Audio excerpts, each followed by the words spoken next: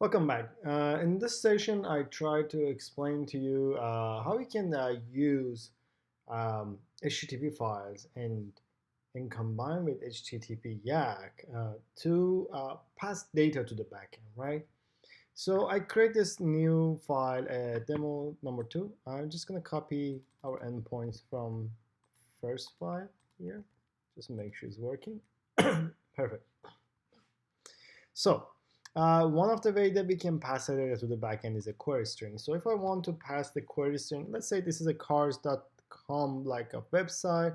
I want to say like query equal Camry. Okay, Toyota Camry, and I just run it. As you can see, my backend is echoing that he received um, Camry as a query. Okay. And if I have multiple query that I want to pass in query string, I can just combine them. Like I want to say like, let's say this is a result of multiple page. I want to skip and go to the page 4. You can see the page 4 here. Wait. The second way that I can pass the data to the backend is a header content, right? I can do the HTTP headers like we have a well-known headers like authorization. Now those are our IntelliSense, so we can pass them easily without having a typo. Like I just want to say like this is my authorization token, right? There we are. So I can see that here, authorization, very token 2, or some custom like email is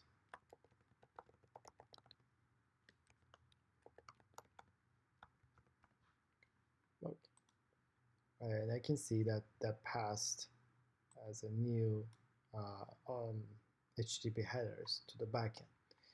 So that's all about the headers. The next one is the cookies. Let's say we have another endpoint, right?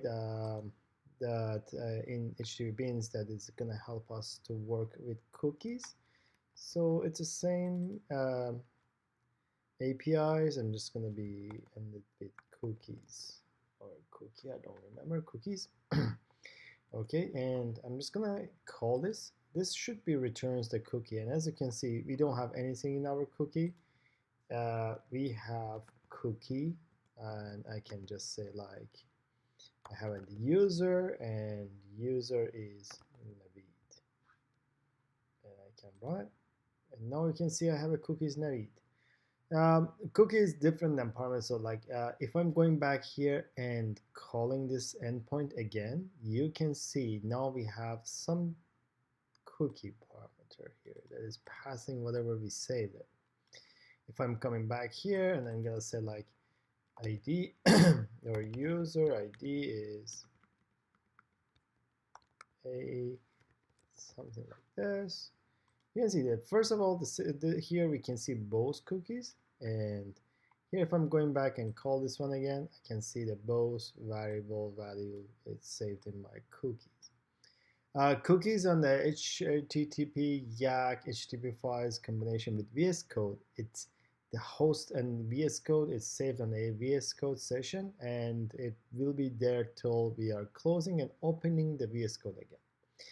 If we don't want to use the cookie on any of our call in middle of our session, we can have a new decorator named here with no cookie jar and running it. As you can see, it will block, so I'm not passing any cookie to the backend, so cookie is missed. As soon as I'm removing out, I can see my cookie is back there. So I didn't deleting a cookie with that attribute decorator. I'm just blocking it, so I'm not gonna see the HTTP is not sending it to the back, right? Perfect. The next and most common way that we are passing the data to the backend and make it really flexible is passing it as a data. Like here, I can just say like, for example, I want to pass that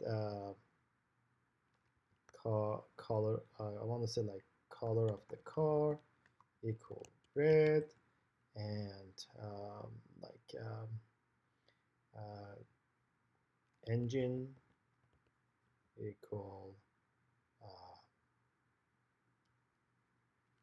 for also like V8, simple. If I'm passing, and you can see this data is passing to the backend.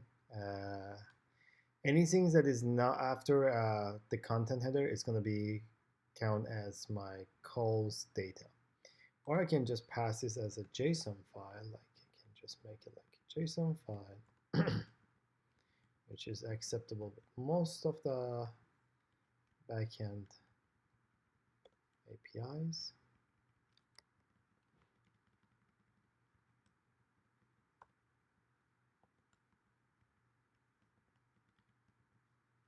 Okay, I'm calling this again.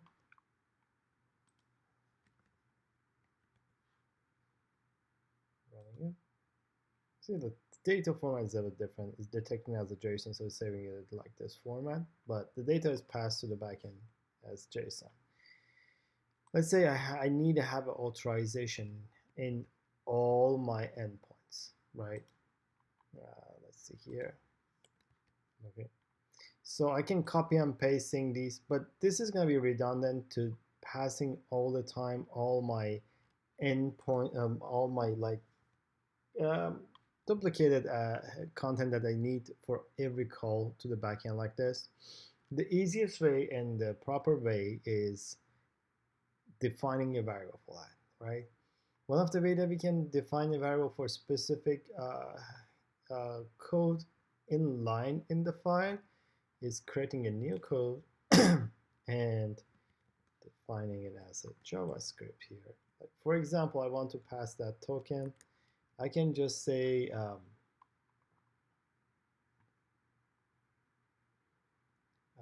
token is token and changing it to like T2. And I'm just gonna say export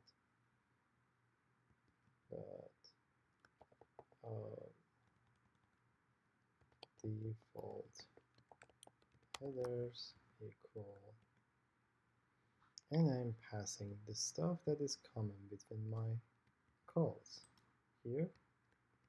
I just want to make sure it's like a JSON. And you can see I can pass that parameter here in just a simple JavaScript file.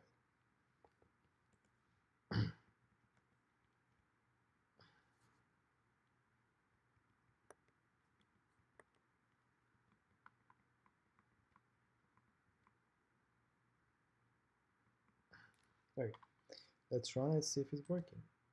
Yep, as you can see, there's no return for this, but it detect and saved in my system. So like this is wrong. Yep.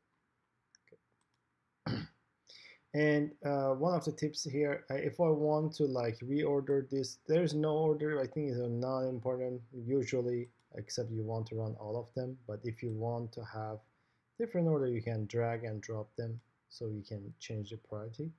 I'm calling it here, right? And I'm just going to close it, saving it, opening it again. That's why it's not working. Okay. Running it. Perfect. And now I want to use the same headers here. So I can just delete all these, add dot, dot, dot, and just call our default headers. And now if I'm running this, if everything goes well, I should able to see my email and authorization coming from this data here. Let's change this one for T2, saving T2 and saving it. And if I'm gonna call this one again,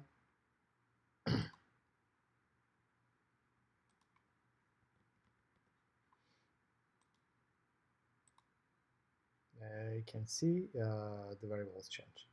And this is a way that like I can just now share this default header between my two calls. So I'm just going to clear the output so we can see this result easier. So you can see like I have these here and this one here. So it's going to give me the same result. So I can call it here. Of course, this is not the endpoint it's going to echo, but if we can just go back and use the every same and running it again.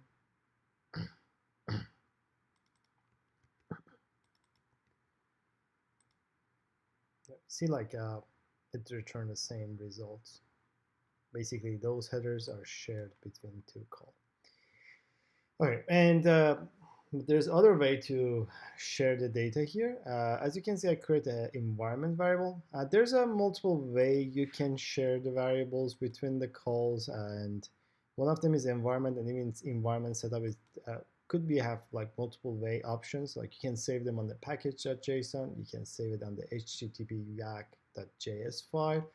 One of them is I think is more convenient here is like creating an environment folder in root of your project, creating a new file .env, and in defining your variable. For example, here I just want to say like base URL equal, and I just want to pass HTTP website base URL here, and and this is saved. And also like this is a benefit of any environment. I can just like if I have like an API that is running on dev, QA, and production, I can just have multiple files for different environment. Like I can say .env.dev and new file .env.prod, for example. So if we are not explicitly defining that which environment we are, it's going to go to the default environment. Otherwise, we can use the data that we have on a specific environment. Let's say like this is our like default that we just going to different website. It's just going to be google.com and dev going to, oops, that's my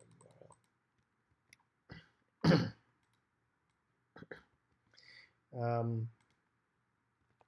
Dev.this endpoint, and if I'm using the prod, I should be hit the production, which is the one that we are using, right? So I'm saving all these environment variables. And if I'm going back here and I want to run the code, let's say I want to say this call, I don't want to copy and paste it, doing this address all the time. I can just change it with the base URL that we define. And if I'm calling this, you can see it's returning the Google website. And the reason it's returning the Google website because we didn't define the environment, and the default base URL is at google.com. Now we want to use production, so I can click on this environment button, and it's going to pop up on the top of the VS Code and asking us which environment you want to use, and we are selecting the prod. If we are selecting a prod, you can see it's set here as a prod. Next time when we are calling, it will hit the HTTP Win website, so we can access the data. So we can, with this environment variable, we can define lots of information that we can using it for automating and scripting the code and switching the environment really quick without having any problem. Okay. And last thing I want to show is here is the information that we have in HTTP Yak extension. We can see all our call histories. I can see all the call we had. So basically, if I want to see the history of all my call, I can see all my call history here. And I can see also my variables here, like environment variables. I can see it here. As you can see, we have dev environment, which dev environment, we can see like we define the base URL. And if I want to copy and pasting it, I can copy and paste it anywhere I want. just going to be pasting like this. Okay, thanks for watching. This was the video about setting up our data using cookies, query strings, and headers, and body of the call to pass the data to the backend. And we learn how we can set our data in variables in line with this syntax, and putting in on the environments, .environment files. There's other ways, and you can explore all of them. But I thought this is the easiest way.